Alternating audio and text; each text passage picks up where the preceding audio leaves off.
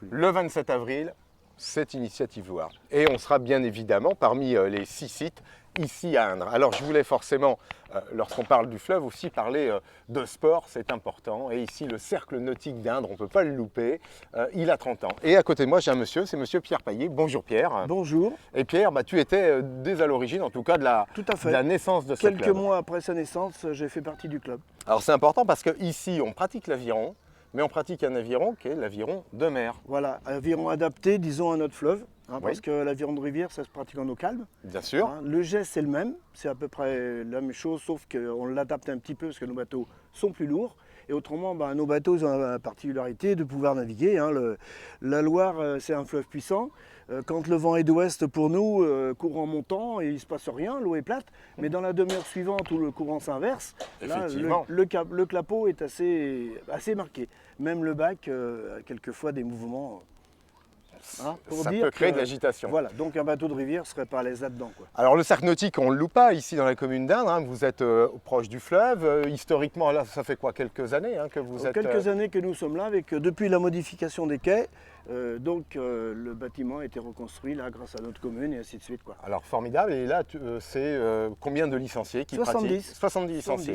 Alors vous avez une pratique le week-end? Voilà, essentiellement.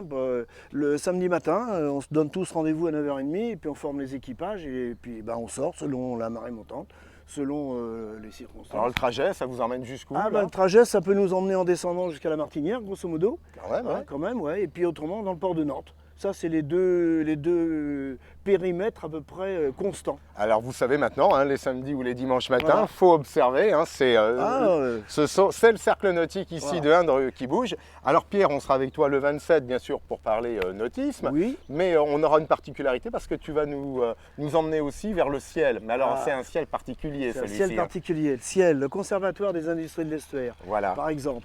Donc, c'est une association dont je fais partie aussi, qui a pour particularité, en fait, d'avoir un regard sur toute l'industrie nantaise, avec l'industrie proche de nous, ArcelorMittal, le Naval Group, l'Arsenal en face de nous, mais aussi les conserveries, il y en avait plein autour de nous autrefois, le savon, qu'on a donc des pôles d'exposition comme ça dans le ciel, qui se situent donc dans l'ancienne imprimerie de Bassane, qui aujourd'hui n'a plus d'activité dans ce sens, Et donc, tous les ans, pour la fête du patrimoine, entre autres, on y fait une présentation qui change chaque année. Cette année, par exemple, on va présenter des tableaux d'un ouvrier, d'un artiste, qui est travaillé dans l'usine, à faire les dessins que l'on imprimait sur les boîtes. Et donc, oui, c'est une relation, un pont, un petit clin d'œil aussi à cette personne. Alors voilà, c'est ça, Initiative Loire. On va rencontrer des gens qui ont la passion au cœur, qui ont la passion à transmettre en tout cas.